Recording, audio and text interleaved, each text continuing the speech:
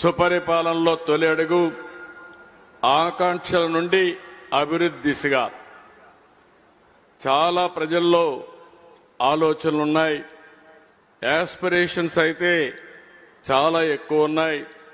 చేస్తామనే నమ్మకం కూడా ఉంది. కానీ ఇబ్బందులు కూడా అదే విధంగా చాలా ఇబ్బందులున్నాయి.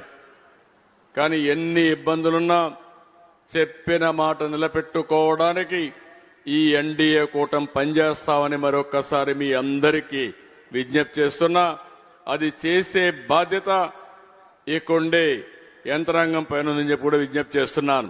ఈ రోజు మీరు చూస్తే జూన్ 4వ తారీఖున 2024 దేశంలోనే అన్ప్రెసిడెంటెడ్ మ్యాండేట్ ఇచ్చారు.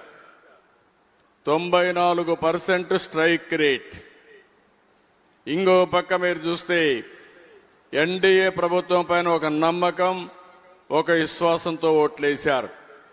ఆ రోజు మేము ఎన్నికల్లో చెప్పాం, సూపర్ 6 చెప్పాం, ఎలక్షన్ మేనిఫెస్టో ఇచ్చాం. ఈ రెండు కూడా ఎప్పటికప్పుడు సమీక్ష చేసుకుంటూ అధికార యంత్రాంగం కూడా గుర్తుపెట్టుకోవాల్సింది.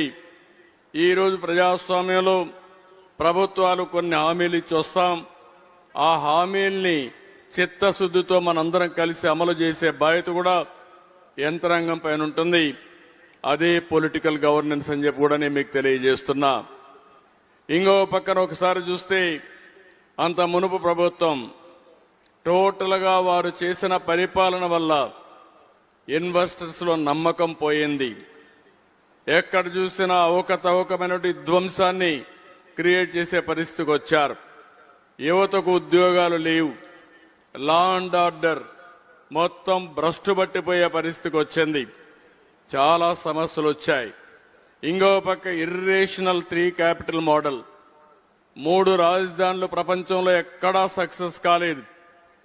అలాంటి సిద్ధాంతాన్ని తీసుకొచ్చి 5 సంవత్సరాలు 3 ముక్కలాటాడి కడాన రాష్ట్రానికి క్యాపిటల్ లేకుండా చేసే పరిస్థితికి వచ్చారు. ఇంకొక పక్క పోలవరం ప్రాజెక్టు, ఒకసారి మీరు చూస్తే పోలవరాన్ని పూర్తి చేసుకుంటే ఆంధ్రప్రదేశ్ రాష్ట్రానికి చాలా వరకు నీటి సమస్య పరిష్కారం అవుతుంది. దక్షిణ భారతదేశంలో ఎక్కువ నీటి వనరులుండే రాష్ట్రం ఆంధ్రప్రదేశ్ రాష్ట్రం. దానికి కారణం గోదావరి నది. అందులో కూడా పోలవరం పూర్తి చేస్తే నదుల అనుసంధానం మనం చేసుకోగలిగితే రాష్ట్రానికి నీటి సమస్య లేకుండా సుభిష్టంగా ముందుకు చేసే పరిస్థితి వస్తుంది. అలాంటి పోలవరం ప్రాజెక్ట్ ని డయాఫామ్ వాల్ మీరు చూశారు, పూర్తిగా కొలాప్స్ అయిపోయే పరిస్థితికి వచ్చింది. ఇంకో పక్క గవర్నెన్స్ అనే మాట లేదు. ఎక్కడ చూసినా మా మిత్రులు ఇంతమంది చెప్పారు, నేను ఎక్కువ మాట్లాడడం లేదు.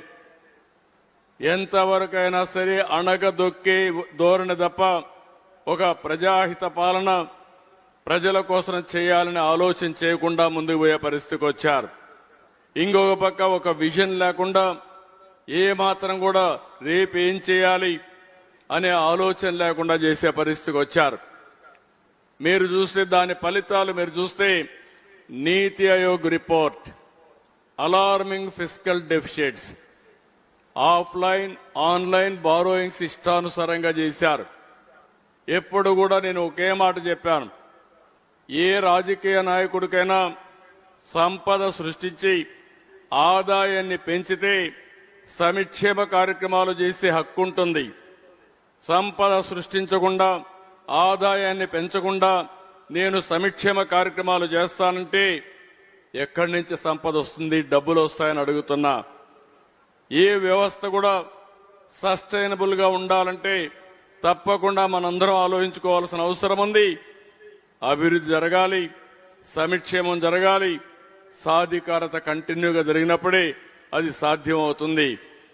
22-23కి నీతి ఆయోగ్ ఇచ్చిన రిపోర్టు ప్రకారం జీరో ఆన్ డెట్ సస్టైనబిలిటీ అంటే ఇంక ఏ మాత్రం కూడా మీరు అప్పులు చేయడానికి వీలు లేదు. ఇప్పటికే ఎక్కువ అప్పులు చేశారు. ఇంకా చేస్తే దానికి తిరిగి పే చేసే ఇది కూడా మీకు లేదు అని చాలా స్పష్టంగా రిపోర్ట్ ఇచ్చే పరిస్థితికి వచ్చారు. ఇంకో పక్క మొత్తం రాష్ట్రంలో ఉండే నిధుల్ని మిస్యూజ్ చేయడం, డైవర్షన్ చేయడం. గవర్నమెంట్ ఆఫ్ ఇండియా ఎప్పుడు కూడా మనం గుర్తుపెట్టుకోవాలి, రాష్ట్రం కేంద్రం రెండు ఉన్నాయి, స్థానిక సంస్థలున్నాయి. ఈ మూడు గవర్నమెంట్లు కూడా సమర్థవంతంగా పనిచేయాల్సిన అవసరం ఉంది. కేంద్రం కొన్ని స్కీములు ఇస్తారు, దగ్గర ఆ స్కీములన్నీ కూడా ఫండ్స్ డైవర్ట్ చేస్తే ఎన్ని సమస్యలు వస్తాయో మనం చూసాం. ఆ సమస్యలతో సతమతం ఆడాం. ఇంకో పక్క lowest tax to GSTP ratio, ఇక్కడ కూడా ఆంధ్ర రాష్ట్రానికి ఇన్హెరెంట్ గా కొన్ని ప్రాబ్లమ్స్ వచ్చాయి. సర్వీస్ సెక్టర్ తక్కువగా ఉన్నప్పుడు రాష్ట్రానికి ఆదాయం తక్కువ వస్తుంది. మన రాష్ట్రంలో ఆదాయం ఎక్కువ వ్యవసాయం పైన వస్తుంది. వ్యవసాయం పైన రాష్ట్ర ప్రభుత్వానికి ఆదాయం రాదు, కానీ జీఎస్టీపీ కాంట్రిబ్యూషన్ ఉంటుంది. అలాంటిది ఉన్నప్పుడు ఈ పరిపాలన వల్ల ఇంకా ఇబ్బంది వచ్చింది. 10 లక్షల కోట్ల రూపాయల అప్పులు కట్టాలి, వడ్డీ కట్టాలి, సంక్షేమ కార్యక్రమాలు ఇవ్వాలి. ఇవన్నీ చేయాలంటే మనమందరం కూడా ఎక్స్ట్రా ఎఫర్ట్ పెడితే తప్ప సాధ్యం కాదని చెప్పి కూడా నేను మీకు తెలియజేస్తున్నా. అన్ని ఇన్స్టిట్యూషన్స్ డిఫంక్ట్ అయినాయి. ఒక్క మైనింగ్ డిపార్ట్మెంట్ లోనే 10,000 కోట్ల రూపాయల ఆదాయం కోల్పోయే పరిస్థితి వచ్చింది.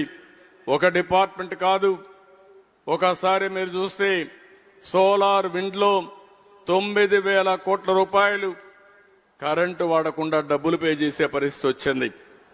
ఉచితంగా వచ్చే కరెంటు కావాలని అడ్డుపడి కరెంటు తీసుకోకుండా ఇష్టానుసారంగా చేస్తే కోర్టు ద్వారా వాళ్ళకి డబ్బులు వెళ్ళాయి, కానీ రాష్ట్రంలో మాత్రం 9,000 కోట్ల రూపాయలు నష్టపోయే పరిస్థితికి వచ్చాం.